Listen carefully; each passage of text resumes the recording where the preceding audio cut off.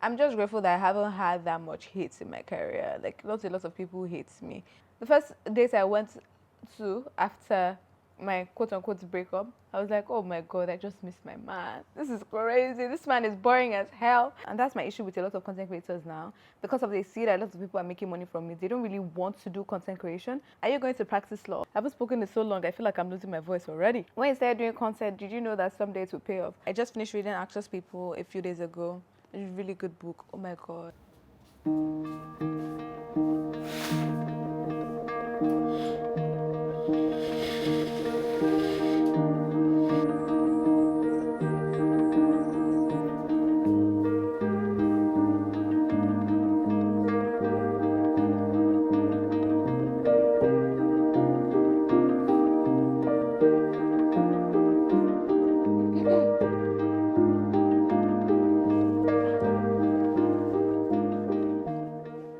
Hello guys, welcome and welcome back to my channel.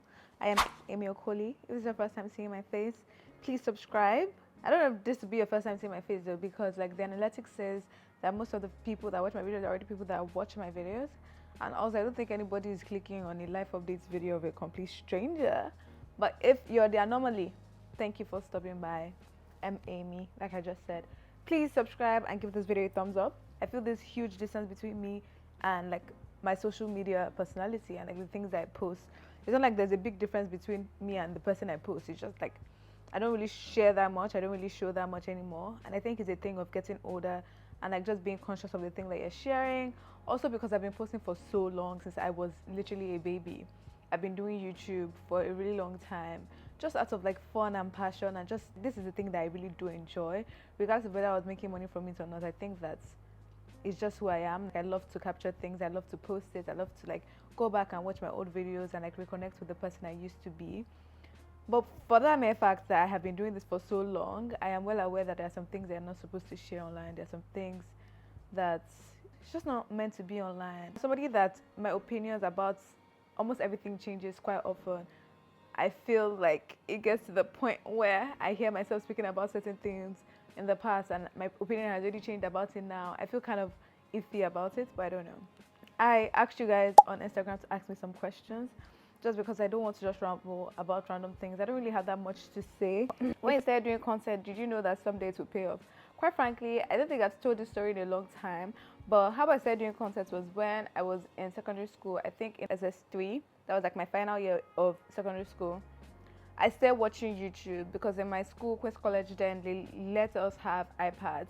So I started watching YouTube and I used to watch a bunch of white YouTubers. And I was like, oh my gosh, this is so cool. Like people are just out here documenting their lives and like doing things. And my life then was so much different than it is right now. So watching it then, I was in shock. And then I came across the woman. She was her bedroom tour. I remember vividly, her room was blue. And I was like, wait, this woman has an Igbo accent. This is a Nigerian woman. A Nigerian woman has a room like this in Nigeria, and she's also doing the thing I've been seeing all these white people doing. You guys, that was a coming of age moment for me. I was like, oh, I'm gonna do this shit. Obviously, I couldn't do it in school because, like, who am I working in school? And I had a tablet, not a phone.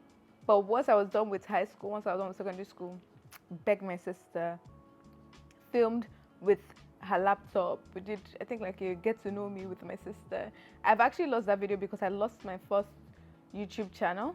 So I don't even have access to that video anymore, but I would have loved to watch it again. It was, I don't know. I just felt like I saw people doing it and I was like, oh my gosh, people are doing it. And I didn't even know that you could make money from it. Quite frankly, I just thought it was a fun thing to do. And that's my issue with a lot of content creators now. Because of they see that a lot of people are making money from it. They don't really want to do content creation. They don't really want to do this stuff. They just want to make money from it. And it gets really frustrating if you're trying so hard to make something work and it's not really working out for you. So you want to give up. But like if you're doing it because you love it, regardless of whether you're getting paid or not, you're going to continue. So I don't know. I really don't know how to. Oh wait, sorry. I really went out of the question. What did you say? When you said doing content, did you know it would pay off? No, I didn't know it would pay off. I was just doing it for the fun of it. And up until now, I'm still doing it for the fun of it. And I feel like that's why people like me so much, just because of the fact that I'm not going against myself to do crazy things because it's going to get me more followers, or it's going to get me more this, or it's going to get me more that. That's why when I see people commenting on my videos and like road to 100K, or please let's get Amy to 100K, you guys, I don't really care for things like that. Quite frankly, I don't mind having a good amount of niche people watching my content, just a small amount. 30K views on my vlogs is good enough for me. I don't really mind anything else. I don't really care. I don't want to be the richest person. I just want to do what I'm comfortable with and be happy with what I'm doing. I don't know. I really don't know. But yeah, that's my answer. I didn't know what's gonna be this, essentially. I had no idea. What's your free day routine? My free days is basically just me in bed, literally. I'm an avid bed rotter. When I don't have anything planned for the day, I like to be in bed the whole day. I'd either just like lay in bed, respond to emails, watch a bunch of YouTube, read a book in bed. I don't get up for shit. But like on a free day where, not really, I don't really have that many free days where I decide to do things. Because of the nature of my work, free days are not really free days, really. If I'm getting up to do something, I'm going to get content out of it. So like on my actual free day, I'm in bed doing emails and watching a bunch of YouTube. That's basically it. AJ is asking, are you in a relationship? No. Do you believe in love? I really do believe in love. I was seriously in love earlier this year. Well, not earlier this year, like a month ago, quite frankly. I was seriously in love a month ago. But it just didn't work out, and it's kind of hard. But at the same time, I know that in due time, the person in which I'm seeking is going to find me. Like, it's not going to be a difficult thing. I know that people are always going to be like, oh, love is difficult, love has its ups and downs, but please, I would really like an easy love. Are you going to practice law? I felt like this question will come up a lot because I was just called to bar. If you didn't already know, I was just called to bar, so I knew that this question will come up a lot. Am I going to be practicing law? I'm not 100% certain on it, just based off of the fact that like I've never worked like an actual 9 to 5. By next year, I'm thinking of doing my NYSC, so then I'm going to practice law. And then from the year of doing my NYSC, I can now make an informed decision of if this is something that I could handle in the long term. Can you break down your law school study routine? With law school, oh my gosh, you guys, I feel like you should watch the preparing for my biofinals video. Law school, I had a good balance between work and play. So at the beginning of law school, I would read at least 8 hours every single day. And that's because I just tried to get everything done before the pressure was a lot, because during exams, the pressure gets so much. The only way that you can get through it is if you've already been studying. So from day one, I cannot overemphasize it. From day one, please just start reading. It doesn't matter what you're reading, even if you're reading like a storybook, if you're reading like a novel, it doesn't matter. As long as you're reading, something is getting into your brain. Me personally, I read almost all my courses at least 3 times, and then I did a whole bunch of past questions. That's literally the only way that you could pass. Any book recommendations? I talk about books more on TikTok, but I came here with 2 books, so I could recommend the both of them. I just finished reading Anxious People a few days ago. It's a really good book. Oh my God. It's a really good book. It's a bit confusing when you first start, but at the end, honestly, amazing. I love this book so much. And then we have Sweet Heat by Bolu Babalola. I feel like a lot of people were telling me that this is a sequel to Honey and Spice. I haven't read Honey and Spice. It doesn't feel like a sequel, but I could definitely get the idea that, okay, these people's love story didn't start here, so you might need to read that first. But I've been enjoying it so far. Like I said, it's not a sad book. It's a really good, fun book. And as somebody that has read really horrible, sad, ridiculous books by Nigerian authors, this is a breath of fresh air. I really did enjoy it. I'm still enjoying it. Quite frankly, I'm not done yet, but I'm gonna be done soon. How do you structure all you have to do, life and work? To be honest, I feel like when people ask me this question, they think that is a big thing. It's a big thing. Like I have this timetable of things I need to do. You guys, the way my brain works is that when I have something to do, I just gotta get it done. I don't think about it 3 times or 5 times. I know that sometimes I want to procrastinate, but like at the end of the day, I have myself to hold myself accountable. And it's like, if I have so many things planned and so many things I need to do, who is going to do them if not me? So like I just do the things I need to do. Right now I'm at Lackware because I have 2 perfume campaigns to shoot. I could as well procrastinate, but like I need to make money. I need to do the things I need to do to get the life I want to live. So you kind of just like find a way to do things. With work and with life, honestly, it's just priorities. It's not everything that I'm going to say okay to, but like I always try to show up for my friends in every way that I can. So even if I have a lot of things to do with work, and my friend is like, I'm having my birthday dinner tonight by this time, I'm going to try to get all of my work done before it's time for her birthday dinner, just so that I can show up for my friend. And that's just how I do things on a day to day, on a week to week, on a year to year, just life in general. How do you edit your pictures? I don't edit my pictures. I've just never been a big fan of editing my pictures. The most I would do if I don't really like a picture is maybe increase the brightness, reduce the brightness, just stuff with the lighting. But aside from that, I don't really like to edit my pictures. Oh my gosh, what I do with my pictures is I try to center it a lot. So I'll take it to Lightroom and then I'll put the auto symmetry because I hate when my pictures are wobbly or like I hate when my pictures are not centered. Anytime I take pictures and my friends are like taking pictures of me, my biggest thing is please make my pictures centered. I need my pictures to be centered all of the time.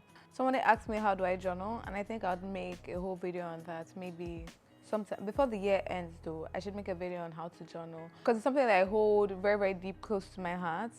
Journaling has saved me so many times. Journaling has helped me in so many different ways that I couldn't even explain to you guys, and I feel like giving people the gift of journaling.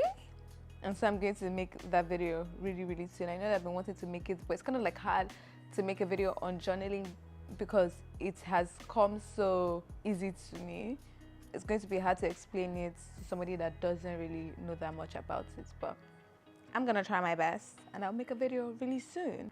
How do you balance work and friendship? Like I said, it's all about priorities. A lot of my friendships are suffering. You guys only see me with like my really close friends, which is fair, and which is why like having a few amount of friends works.